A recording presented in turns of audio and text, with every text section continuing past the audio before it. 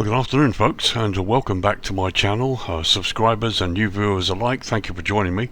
My name's Lee, your virtual airline pilot, back with you for the first of this week's videos.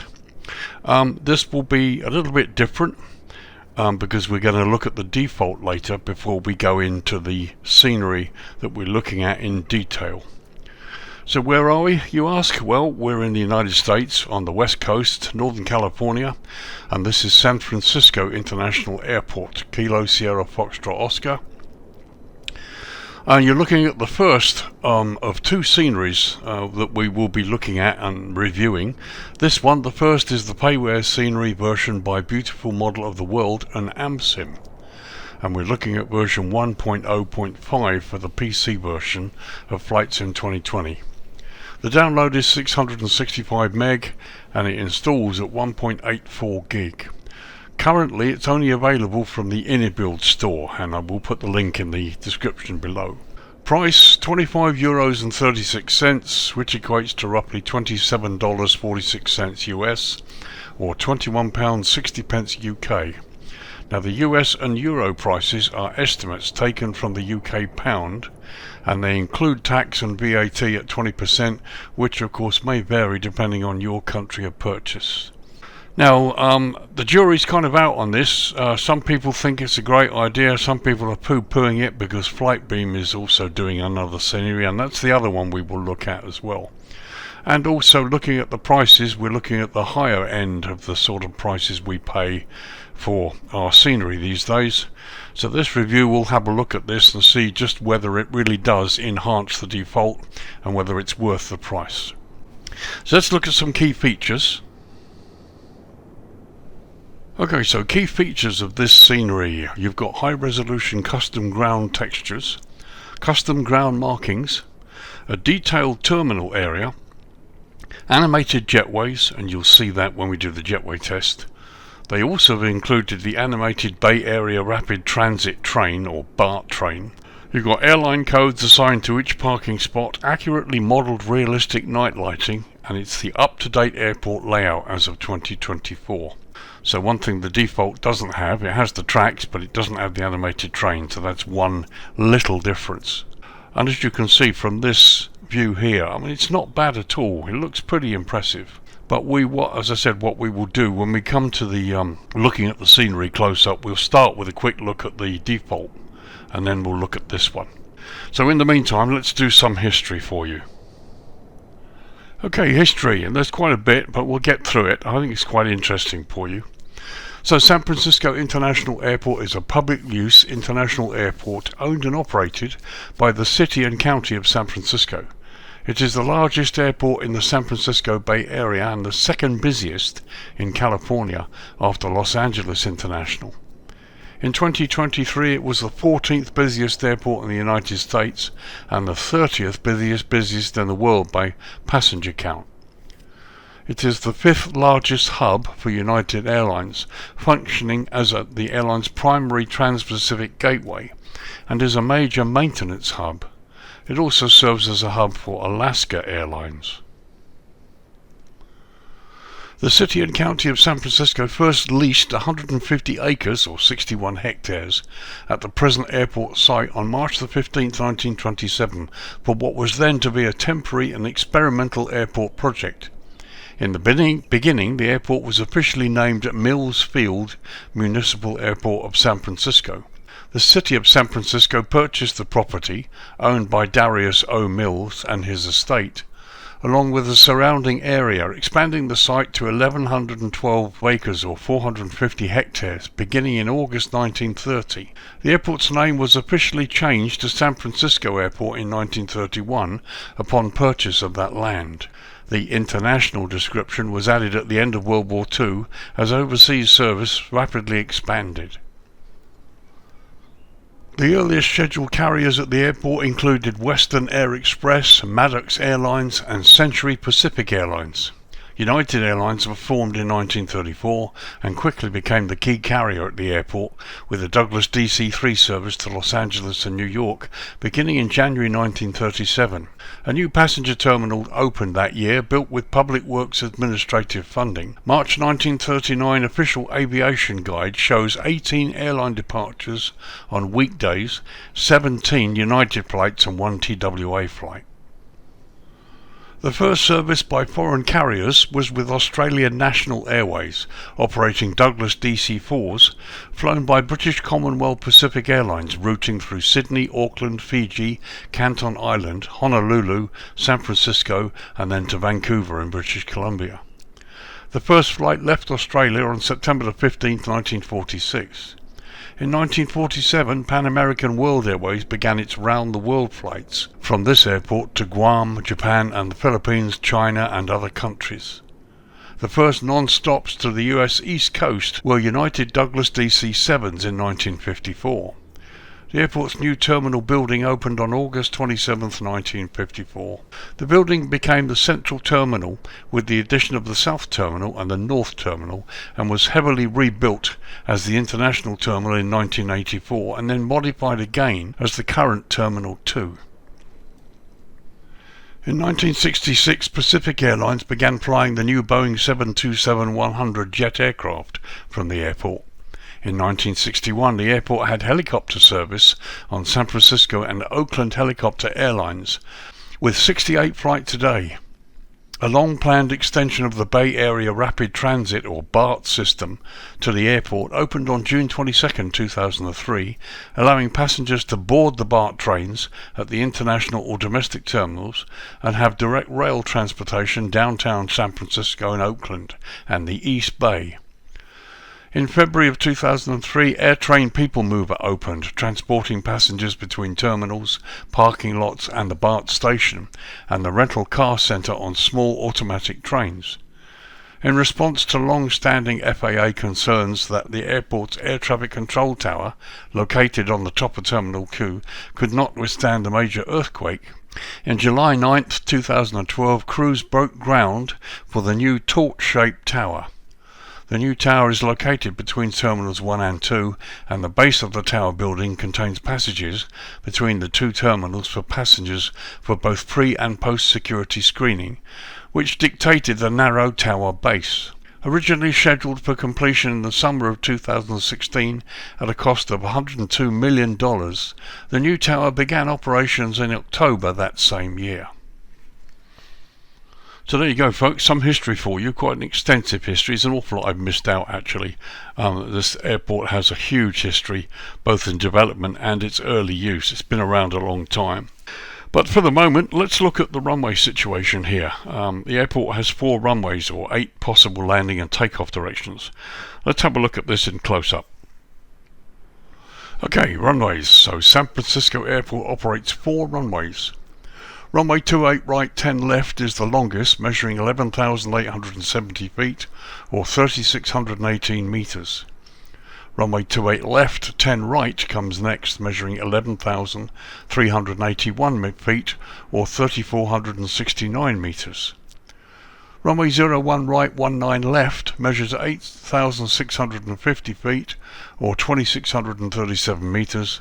And finally, runway 01 left, 19 right measures 7,650 feet, or 2,332 meters.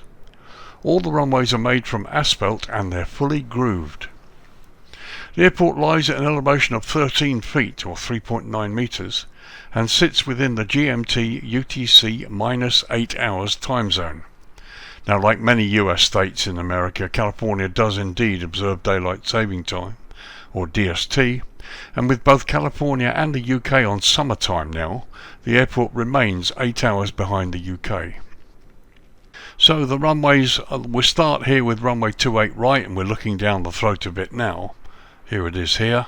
Runway 28 right features high intensity runway lighting, centerline lighting, touchdown zone lighting, and airfield lighting system with sequence flashing lights and precision approach path indicators on the left side. So again, everything is correct. Centerline lighting, touchdown zone lighting you can just see, Pappies on the left, and the approach lighting is as per the chart.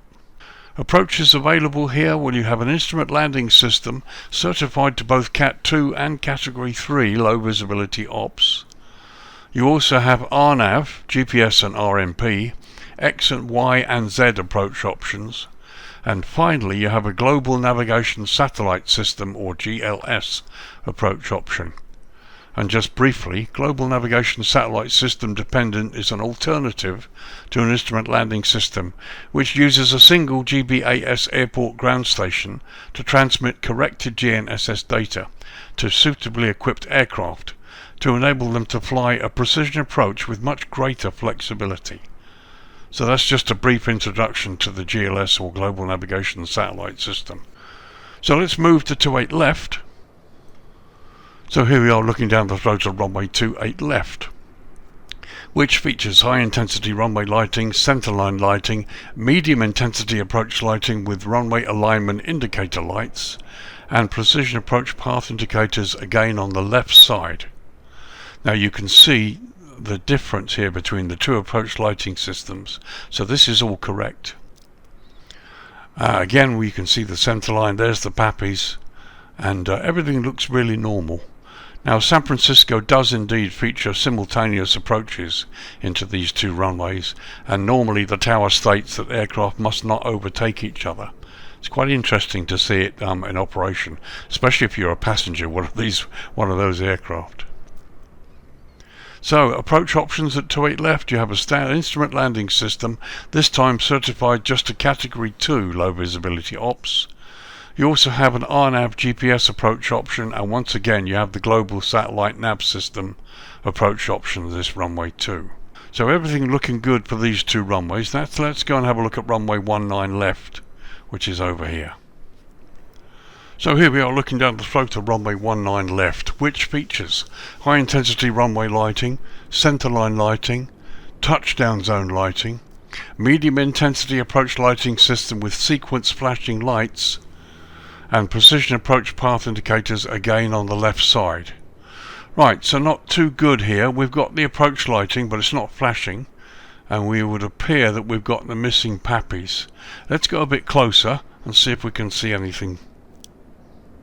So here we are looking a bit closer, and as you can see they've got everything except we're missing the touchdown zone lighting, and we're also missing the Pappies on the left hand side. So hopefully that will be added. Certainly don't expect it to be missing from the other version, but we'll see.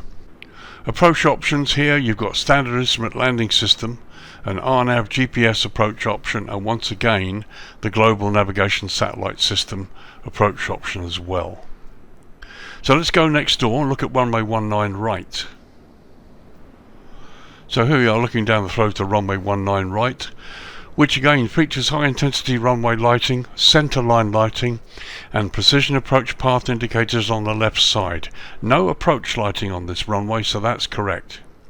And as we can see, once again we're missing the Pappies on the left hand side, so these two runways need to be sorted out.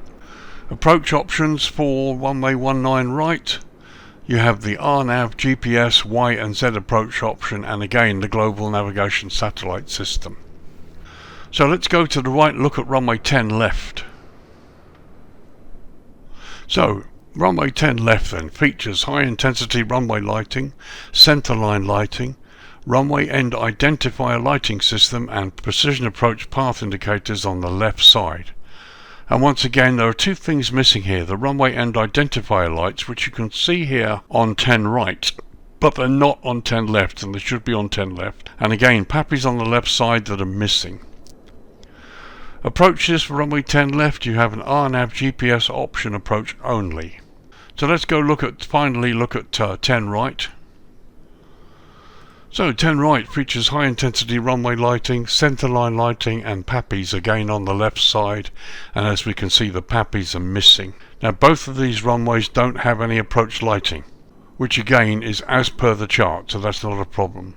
But what they've done here, look, you've got the runway end identifier lights put on this runway when they should actually be on that runway. They're not listed on the charts, and I'm looking basically at the Navigraph chart, which is dated November 23. So that's the latest Jefferson chart that we're looking at Navigraph, that shows all of the things I've just described to you. Runway 10 right, you have RNAV GPS Y option and RNAV RNP Z option approaches. No instrument landing systems at this end. So a couple of little features that are missing from the runways that probably need to be added. Hopefully they can be done at some stage. So that's runways for you. Let's get down and do a jetway test. Okay, jetway, so here we are on stand Bravo 14. I've got the Boeing 737-800 from PMDG in American Airlines livery parked here. This is Terminal 1, facing sort of east, and this is where American Airlines parked this terminal. So let's operate the jetway and see how it works.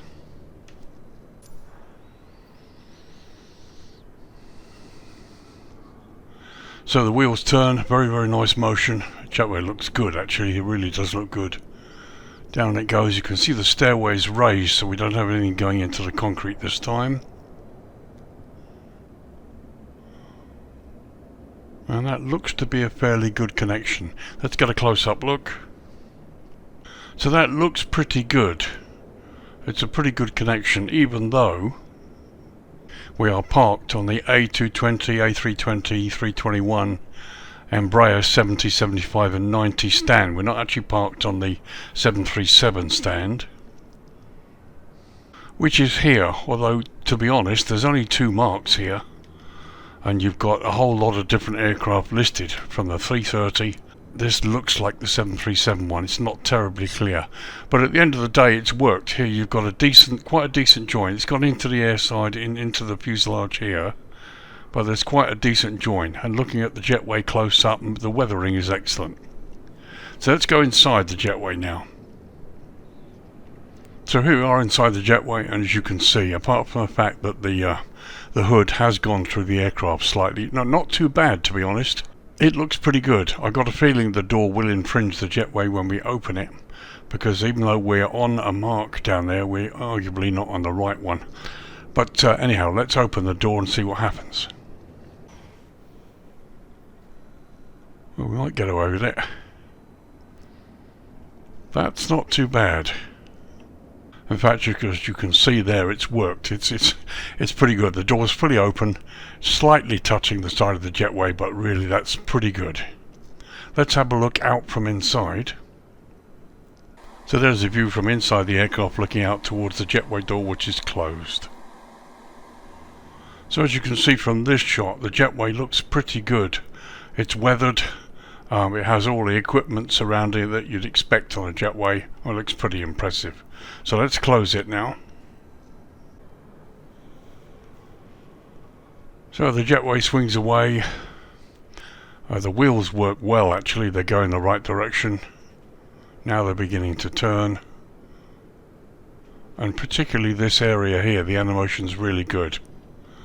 Okay, the only issue really is the jetway has now moved outside of the safety zone. It should really stop within this area, which is why it's marked clearly. So maybe the guys maybe need to readjust this, or readjust where the jetway is. I would think it's probably easier to readjust this. But this is only one jetway tested. So there we go, that was a list of features, some history for you. We looked at the runways in depth and did a jetway test of the new San Francisco Payware scenery by Bmotw and AmSim.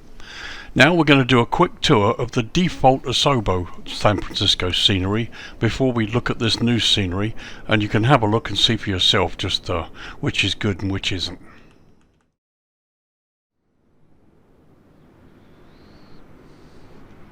Okay, so as I said, we'll start the tour by looking at the default San Francisco airport.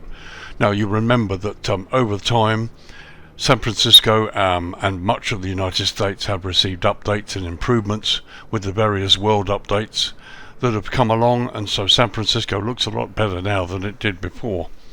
But we'll start with runways. Remember there were some missing facts, certainly on 19 left and right. So 19 left had precision approach path indicators missing on the left side. Here in the default they're there. The only difference is, of course, is you've got runway end identifier lights flashing, which are not on the chart. So we've got the PAPIs, but we've got runway end identifier lights that are not on the chart. But we've got the approach lighting here, complete with the flashing lights. You remember that they weren't flashing in the news scenery when we did the runway inspection. The other thing that's missing from runway 19 left was the touchdown zone lighting. Again, it's not in the default either, so that needed to be added. So here we're looking at runway 19 right, and again, position approach path indicators listed, and they're there. So in the default they're there, which is fine. So even the default really has it slightly wrong. We're missing touchdown zone stuff here. We've got the PAPIs, but we've got runway end identifier lights where they shouldn't be. But the approach lighting system is good. So here we are looking at 10 left and 10 right.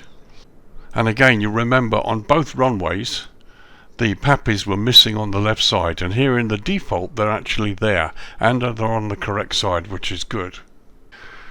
So you've got runway end identifier lighting for 10 left, which here is missing in the default. You remember it was on 10 right. And again on 10 right, you've got everything as it should be here. And again they've taken away, or the default doesn't have the runway end identifier lighting. So there you go. We still have a couple of anomalies, with the runway lighting in the default scenery, but we've got the PAPIs, which are quite important. So let's swing back to daytime. Let's take a quick span over this terminal area before we look at the new Payware and see what improvements there are. Okay, so we start from the area of 10 left, start from the eastern side. Remember, we're now looking at the default Microsoft Asobo San Francisco Airport scenery,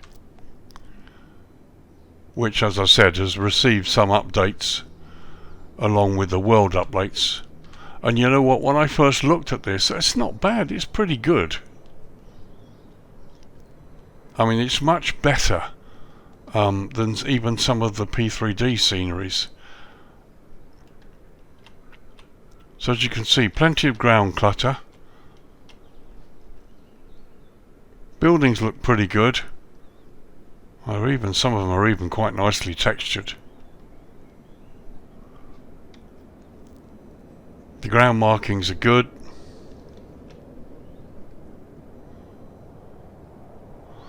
Okay, your jetways are pretty basic, and some of them disappear. Look, they're breaking there in some of the jetways. But all in all, I mean, the central area doesn't look too bad at all. Let's go across here. Quite surprised to see these jetways broken. As we come across there, you can see the blue tiles on the satellite on the top there. There's the train, the animated train track, but no animated train. But as you can see, the center part, it's actually quite well done, to be honest. There's quite a bit of detail here for a default.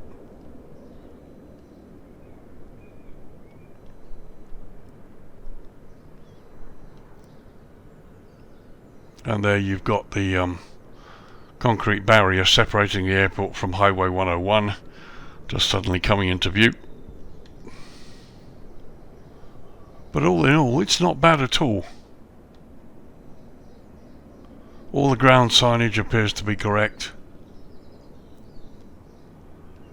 And as you can see, I mean, it looks pretty impressive. It's quite a detailed airport for a default.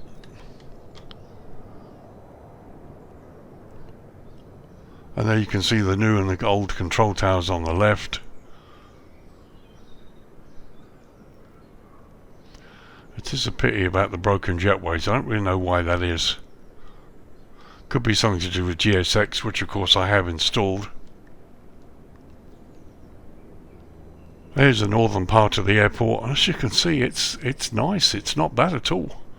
I mean, if you don't fancy paying for a Payware scenery for this airport, what you've got here isn't too bad. It's eminently usable.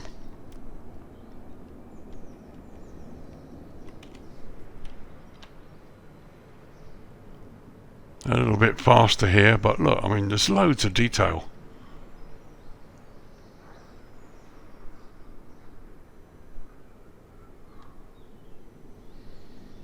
Loads of it. It's great. Nicely modelled for a default. So there you go, that was a quick look at the default scenery. Good news is it's not bad at all, it's quite impressive. So if you don't want to buy a scenery for this airport, what you've got is eminently usable. We've got the pappies on the runways where we expect them to see, but one or two things that are missing even from the default in terms of navigation aids, but that's pretty cool. Okay, so let's get rid of this now and let's put the new scenery in and let's have a look and see what enhancements we've got.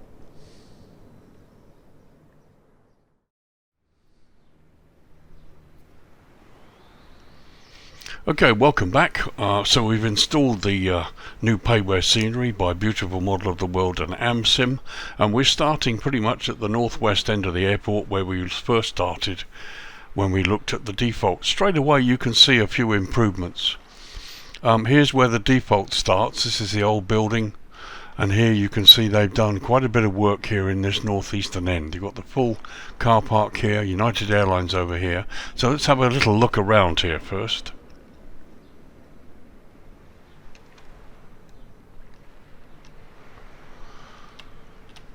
So lots more ground detail here that we didn't have in the default. This is United Airlines.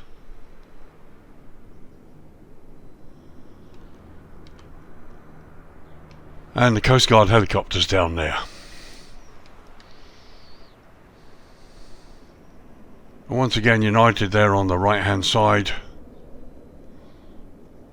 And here you can see more hangars, much more ground detail. It does look pretty good, I have to say. And we go across here. Here's the rail station down there, and again the big multi-storey circular car park.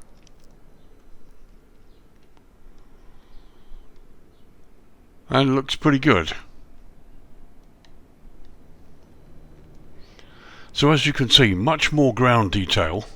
The airport's come to life a bit more. So let's look at the northern side first. We've got runway 10 left threshold there on the left. And again, there's a lot more ground detail here. It really does look good. I think the colours are sharper too. The green and the grass areas here between the taxiways is a lot brighter and a lot sharper. Couple of business jets down there.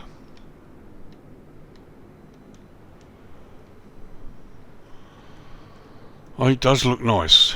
It looks more detailed.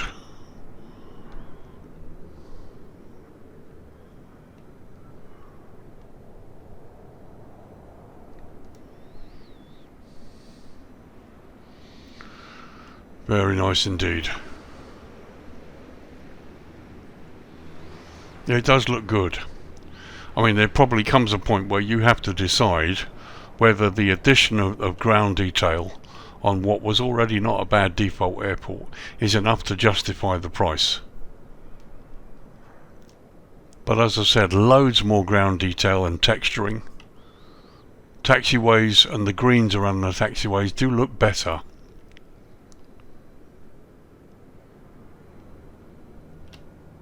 So a little bit of stuttering, even though I've defragged the drivers, a little bit of stuttering. All the jetways, ramp areas look good. Can't see any issues at all really, all looks pretty good.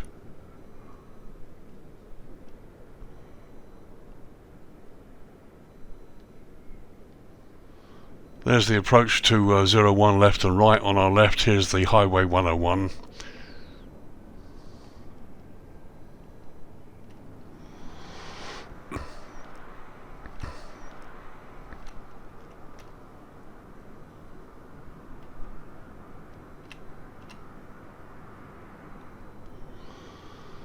So we're approaching the Westfield cargo area. And as you can see, it looks great. It really does look fine. We've got no real complaints about it. And there you can see the animated train in the distance. We'll take a closer look when we get towards the terminal.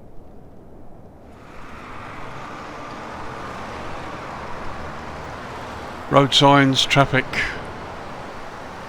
hotel down there.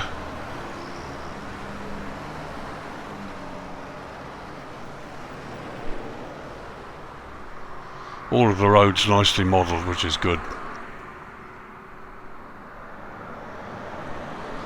And again, loads of detail that really sort of bring the airport to life.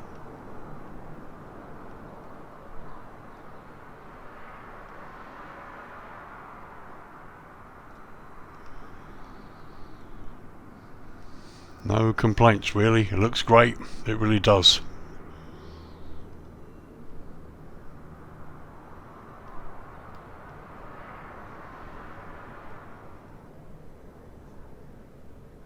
It's a nice add-on, certainly from the daytime. So a quick view from the flight deck for you. We're parked on stand Bravo 14 in the American Airlines 737. This is the view you get out of the cockpit when you pull up. Looking out the captain's side, and this is with the JETWAY disconnected, and looking out through the first officer's window.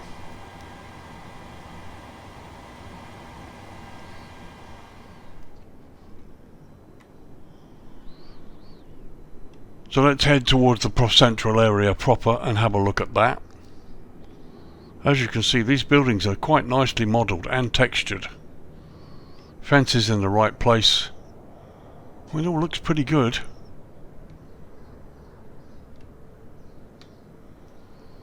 I do have a little bit of juddering here and there. But, you know, it looks alright, it really does. Passing over the train station.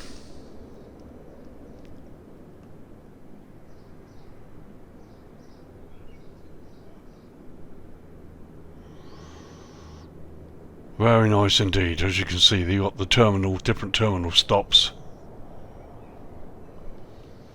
And there goes the train itself. A nice animation, very nice indeed. Here comes the other one.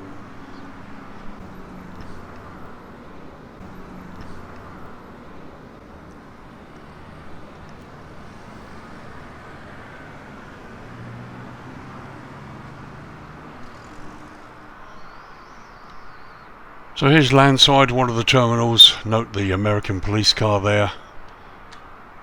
And we've got a couple of people. This has been nicely done. Right down to the foliage on the right hand side. It looks really good.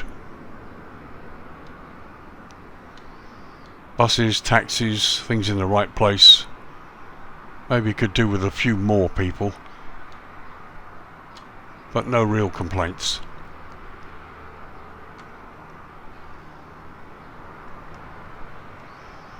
It looks great, really does look good.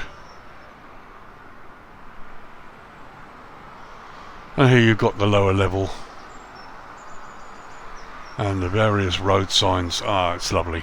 Brings back memories. I've actually been here.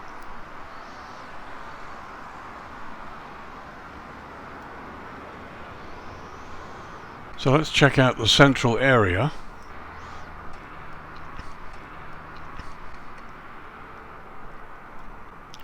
And as expected, you can see much more detail and weathering that brings it out to life a lot more.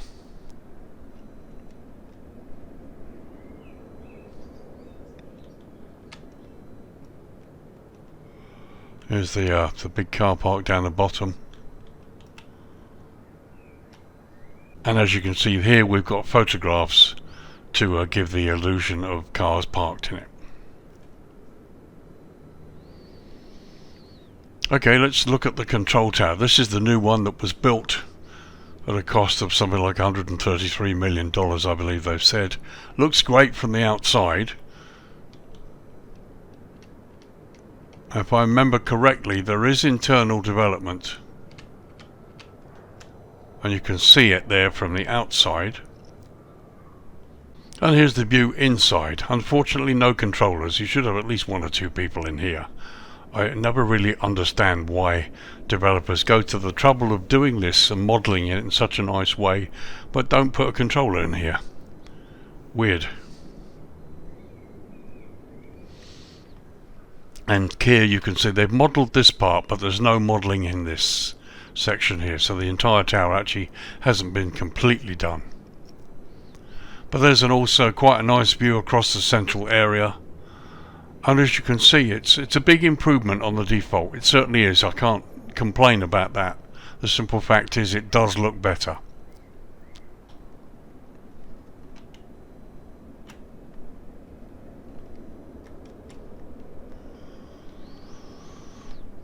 And as we move away from the tower, overall it looks great. It really does. There's a lot that's been done and developed and added and textured. You know, there's a lot of work gone into this. Whichever way you look at it, it's a lot of work gone into it. There's no question about that.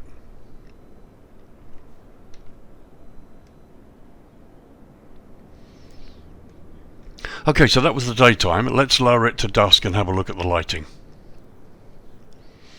Okay, just after 8:20 in the evening local time. It's the back end of May 2024, and here's the view from higher level here. Lots of subtle lighting around. It looks pretty impressive. You can also see here we've got green centerline taxiway lighting, blue airfield edge lights. They're looking north. This is runway 19 left and right thresholds. And again, various bits of lighting on the outlying areas of the airport. And here you've got the threshold of runway 01 left and right below us. This is the freeway, Highway 101, that goes past the airport. So let's get down to the ramp now and have a close look at what it looks like close up. So we start sort of north of the airport now. Sorry, south of the airport. Get your directions rightly. Heading north, got runway 01 left to our left-hand, to our right-hand side. And here we are going past some of the stands.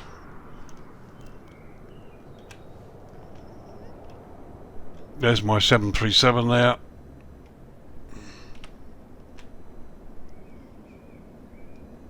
And it looks quite good. It looks pretty impressive. Lights in the right places.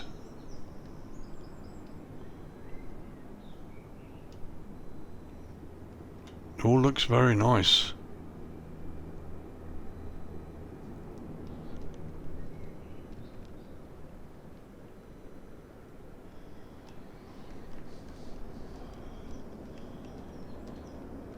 We're going up past the tower, which is nicely lit. I do like that lighting. So internal lighting in the tower. Here's the central area. And again, some very nice lighting. No Asobo glows floating around. Visually it looks pretty nice here.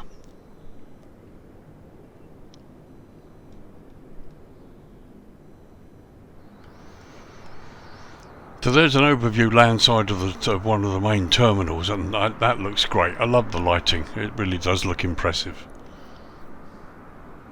What I want to see is whether the animated train is lit.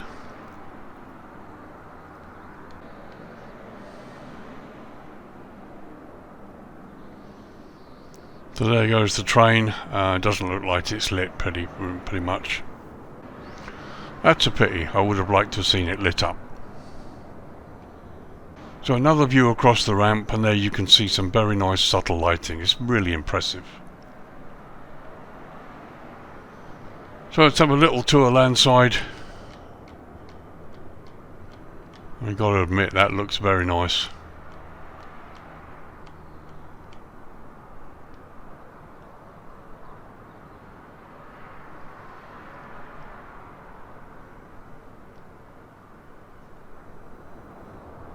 So here we are inside that terminal, having come in from landside, and that's quite good. That's pretty impressive.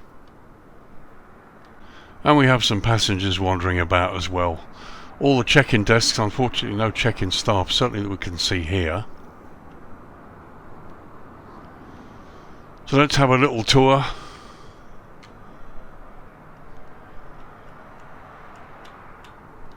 It all looks pretty nice, but as I say, we can't see any check-in staff at all. But internally it does look good, it really does.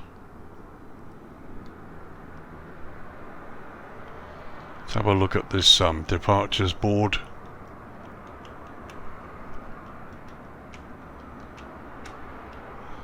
Okay, it does look a little bit blurry. But there you've got a row of check-in desks. And some more check-in desks. This is United. Some nice trolleys and stuff here. And you've got the self-service check-in, which is also a nice touch. So we've got escalators going down to a lower level. However, there is no lower level. So a close-up look at one of the stands. Ground markings look good, various bits of clutter as well, all parked in the right places. And that looks like parallaxing for the inside of the terminal. Let's go in and have a look. And yes, it is. The inside is partially modelled, but there you can see it's parallaxed. And a quick view from inside the cockpit. There you can see, this is what you'll see when you pull up on the stand, which is actually not bad at all. It's quite a nice view. Lighting looks quite subtle. I mean, this is okay. It works to a certain extent, but it's not very well lit. Captain's side for you. And the first officer's side.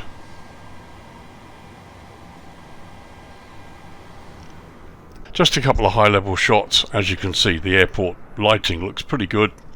The sun is really going down now. There's some very nice lighting on the control tower there. And the stations, one or two of the stations here are lit, which is quite good. Pity about the train. I don't know whether that's going to change at night. We'll have a look in a second. And then looking to the north, you've got Oakland Airport across the bay, San Francisco to the left. And as you can see, various other buildings and areas, which I will leave you to explore. So here on these parts you can see there appears to be some minor internal development, which looks pretty good. So a quick look at some of the taxiway signage before we go to full night mode. There you've got runway 01 left, 19 right. So this is the crossing point, and there you can see we have runway guard lights, or WIGWAGS as we call them here in the UK, and the correct markings here as well. And also the green centerline lights, you've got these raised lights, which again I really like. And they really make a scenery, in my opinion. It just sparks up a bit more quality. So we're rapidly getting down to night time. Let's drop the nighttime light down and see what we have. Okay, 10:30 in the evening local time, and here you can see the night is thoroughly upon us. And from here that looks pretty good. It really does. You can see pretty much everything on the stands. The lighting is perfectly adequate. You're not going to have too much of a trouble here as well, because you have the green centerline lights to help you find your way. Edge lights defining the boundary of the airfield taxiways. You'll need your nose gear light, but pretty much with the map you'll know your way here. And yeah, you know, it's with this new addition that Navigraph has, where you can actually draw your taxiway route onto the chart, it's going to be really helpful. So here's my aircraft parked on stand Bravo 14. You got the appropriate clutter and various lighting, and it all looks pretty good. It's a pity that these aren't properly lit in such a way. It would have been nice to have the internal lighting through these windows to be able to see it. It all looks pretty dark. But that said, the airside ramp looks pretty good. You know, it looks pretty real. It's got sort of ambience about it. We pass over the central area. There's the tower to the right, nicely lit, and some internal lighting as well. You know, the lighting's great. It does look good. Very nice indeed.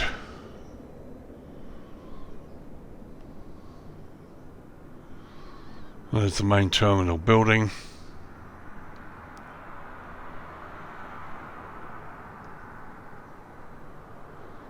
And there you can see down below.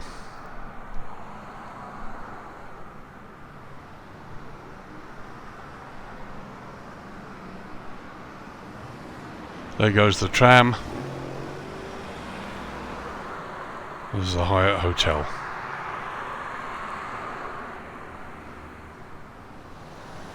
And all in all, it looks great. It really does come to life a bit.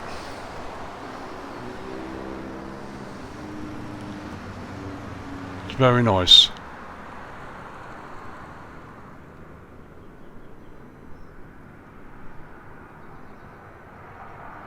Lots to look at, lots of places, things to see. Cargo guys aren't going to have a problem. It's great. It really is good.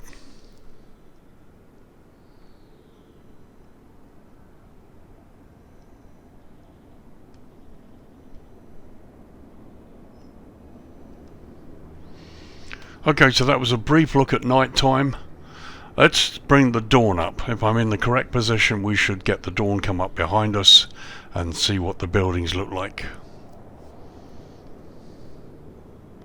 So there we are, 6 AM in the morning local time, or just after 6. The sun's coming up behind us, and you've got this beautiful red glow on the airport, which I quite like to see. It's very nice indeed. And there to the northwest, you've got the buildings in the distance, United Airlines up here. And here's runway 19 right threshold, excuse me.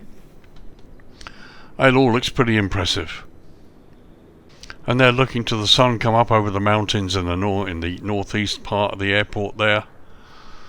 Here you've got the thresholds of 28 left and right, 19 left up here. It's lovely, really is nice. Okay, 7 AM local time, and time to give you my thoughts and conclusions. Okay, first off, the first thing to say is obviously, if you don't want to buy an airport or buy a scenery add-on, that's perfectly good.